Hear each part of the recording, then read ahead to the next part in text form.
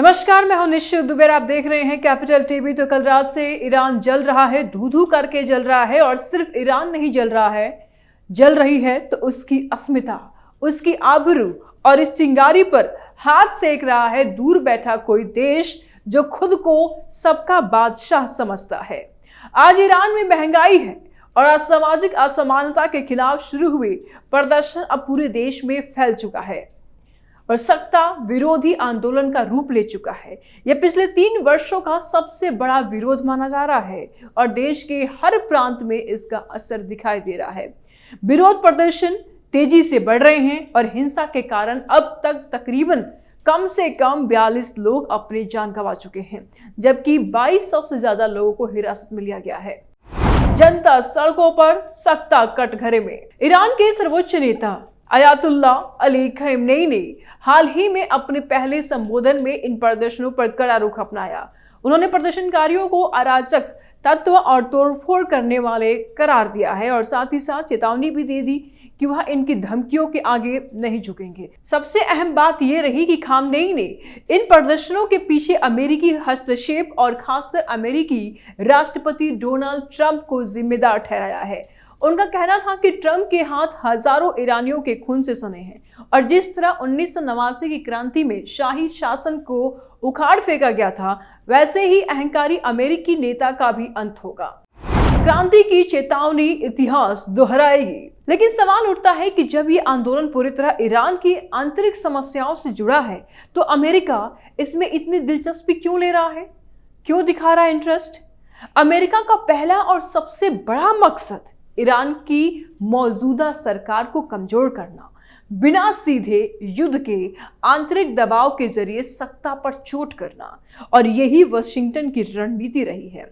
Iran का परमाणु कार्यक्रम अमेरिका के लिए हमेशा से खतरा रहा है। जब देश अंदर से अस्थिर होता है तो सरकार की प्राथमिकताएं बदलती हैं और न्यूक्लियर कार्यक्रम पर फोकस कमजोर पड़ता है। अमेरिका यही चाहता है। मध्य पूर्व में ईरान अमेरिका के प्रभाव को सीधी चुनौती देता है। इजराइल और सऊदी अरब के खिलाफ ईरान की भूमिका अमेरिका को मंजूर नहीं और इसीलिए ईरान का कमजोर होना अमेरिका के लिए रणनीतिक जीत मानी जाती है। ईरान दुनिया के सबसे बड़े तेल और गैस भंडार वाले देशों में है। ईरान में अस्थिरता से वैश्विक तेल बाजार प्रभावित होते हैं और यही अमेरिका को ऊर्जा राजनीति में फायदा देता है। ईरान चीन और रूस का अहम साझेदार है और ऐसे में ईरान में संकट पैदा होना यानी कि बीजिंग और मॉस्को दोनों के लिए चेतावनी है कि अमेरिका अब भी वैश्विक खेल का सबसे बड़ा खिलाड़ी बन चुका है। अमेरिका प्रदर्शनकारियों के समर्थन को मानवाधिकार और आजादी का नाम देता है, लेकिन असल में यह नैरेटिव अंतर्राष्ट्रीय समर्थन जुटाने और ईरान पर दबाव बनाने का एक हथियार है। सच्चाई यह भी है कि ईरान का आंदोलन जनता की पीड़ा से जन्मा है, लेकिन महाशक्तियां इसे अपने अपने हितों के चश्मे से देख रही है। जनता बदलाव चाहती है, दुनिया की ताकतें उसमें अपना फायदा तलाश रहे हैं। कहते हैं ना कि पड़ोसी का जब घर जलता है तो हाथ बहुत लोग सेकते हैं। अब सबसे बड़ी सवाल यह है कि क्या यह आंदोलन ईरान की किस्मत बदल देगा या फिर एक बार फिर से वैश्विक राजनीति जनता की आवाज पर भारी पड़ेगी। ईरान में यह विरोध प्रदर्शन महंगाई और आर्थिक असमानता के खिलाफ शुरू हुआ था, लेकिन धीरे धीरे यह व्यापक सामाजिक और राजनीतिक असंतोष में बदल गया। इसका मूल कारण देश की बढ़ती महंगाई, बेरोजगारी और आर्थिक कठिनाइयां हैं। कुछ अंदर का भी रिलीजियस मामले हैं और इसके साथ ही सरकार के अंदरूनी फैसलों और सत्ता के केंद्रीकरण ने लोगों के अंदर गहरी नाराजगी पैदा की है।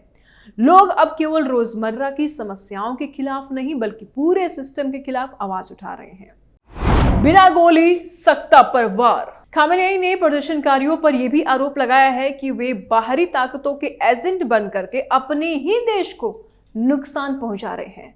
उन्होंने कहा कि कुछ लोग अमेरिका और अन्य विदेशी देशों की खुशी के लिए ईरान की संपत्ति और व्यवस्था को नुकसान पहुंचा रहे हैं। खामेनेई ने अमेरिकी राष्ट्रपति ट्रंप को सीधे निशाने पर लिया और कहा कि वह ईरान की जनता के खिलाफ हस्तक्षेप कर रहे हैं।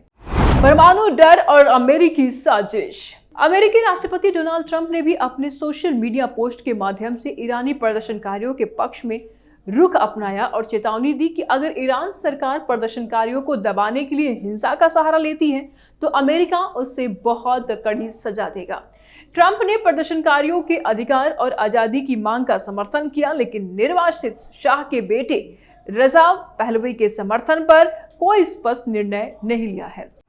जनता बनाम महाशक्ति राजनीति। रजा पहलवी ने सोशल मीडिया के जरिए ईरान की जनता से और बड़े पैमाने पर सड़कों पर उतरने की अपील की है।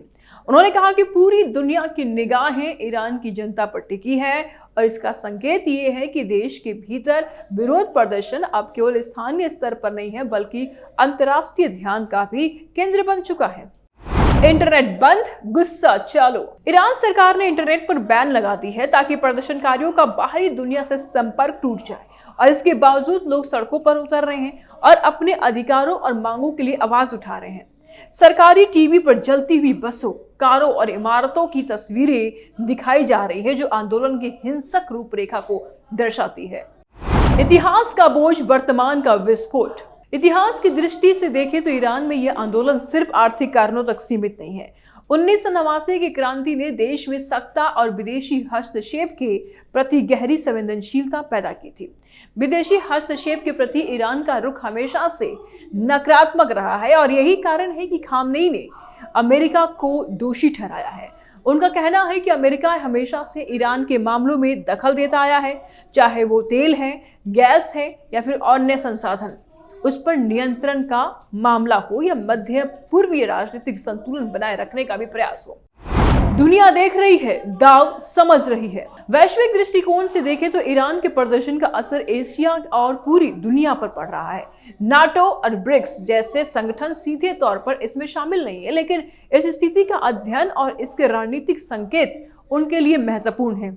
यूरोप ने मानवाधिकारों और शांति की अपील की है, जबकि रूस और चीन ने फिलहाल सीधे तौर पर कोई कड़ा रुख नहीं अपनाया है। उनके लिए यह आवश्यक है कि ईरान में स्थिति स्थिर रहे, क्योंकि तेल, गैस और मध्य पूर्वी राजनीतिक संतुलन उनकी वैश्विक नीति से सीधे जुड़े हैं। विश्लेषकों का कहना है कि ईरान का यह आंदोलन आसपास के देशों में भी गूंज सकता है, विशेषकर उन देशों में जहां महंगाई है, बेरोजगारी और सत्ता विरोधी भावनाएं बढ़ रही है। यह आंदोलन न केवल राजनीतिक बल्कि आर्थिक और सामाजिक स्तर पर भी व्यापक असर डाल सकता है। यदि ईरान में स्थिति बिगड़ती है तो मध्य पूर्व और एशिया में इसकी प्रतिक्रियाएं देखने को मिल सकती है, खासकर तेल और गैस की आपूर्ति, आर्थिक सहयोग और राजनीतिक गठबंधनों के मामले में। जनता में सत्ता से नाराजगी। ईरान के प्रदर्शन का एक और अहम पहलू यह है कि यह सामाजिक और सांस्कृतिक असंतोष को भी उजागर करता है। ईरान की युवा आबादी जो सोशल मीडिया और वैश्विक संपर्क से जुड़ी हुई है, वे अधिक खुला और स्वतंत्र जीवन जीना चाहती है। यह सामाजिक और सांस्कृतिक बदलाव सरकार के कठोर और नियंत्रक रवैये के खिलाफ संघर्ष का मुख्य कारण बन रहे हैं। इस आंदोलन में हिंसा और सरकारी कार्रवाई के बीच संतुलन बनाए रखना चुनौतीपूर्ण है। सरकार की सुरक्षा बल और प्रदर्शनकारी आमने सामने हैं। हर दिन हिंसा बढ़ रही है, इससे देश की स्थिरता पर गंभीर असर पड़ सकता है। वहीं अमेरिका और पश्चिमी देशों का रुख इसे अंतर्राष्ट्रीय राजनीतिक परिदृश्य में और पेचीदा बना रहा है। रूस और चीन की भी बजेगी बैंड। रूस और चीन जैसे बड़े वैश्विक खिलाड़ी फिलहाल सीधे हस्तक्षेप नहीं कर रहे हैं, लेकिन उनकी रणनीतिक निगाहें इस पर टिक चुकी है। चीन के लिए ईरान ऊर्जा और व्यापार का महत्वपूर्ण स्रोत है, जबकि रूस मध्य पूर्व में अपनी राजनीतिक पकड़ मजबूत करना चाहता है। यह दोनों देश ईरान में स्थिरता बनाए रखने की दिशा में काम कर सकते हैं ताकि उनके आर्थिक और राजनीतिक हित सुरक्षित रहे। इस पूरे परिदृश्य में एशिया के अन्य देशों के लिए भी संदेह स्पष्ट है कि बड़े राजनीतिक और आर्थिक बदलाव स्थानीय स्तर पर व्यापक असर डाल सकते हैं। ईरान की स्थिति यह दर्शाती है कि महंगाई और आर्थिक असमानता केवल स्थानीय मुद्दा नहीं रहता है, बल्कि अंतर्राष्ट्रीय राजनीति और व्यापार को भी प्रभावित करता है। अमेरिका की खूनी शक्ति प्रदर्शन। विशेषज्ञों का कहना है कि ईरान में यह आंदोलन कई सालों से जमा असंतोष का नतीजा है। यह केवल महंगाई के खिलाफ शुरू नहीं हुआ था, बल्कि यह सत्ता के केंद्रीकरण, सामाजिक असमानता और विदेश हस्तक्षेप के खिलाफ भी एक प्रतिक्रिया है। ऐसे में यह आंदोलन लंबे समय तक जारी रह सकता है और इसके असर और परिणाम अंतर्राष्ट्रीय स्तर पर भी दिखाई देंगे, क्योंकि यह अमेरिकी की ग्लोबल पावर कंपटीशन का हिस्सा है।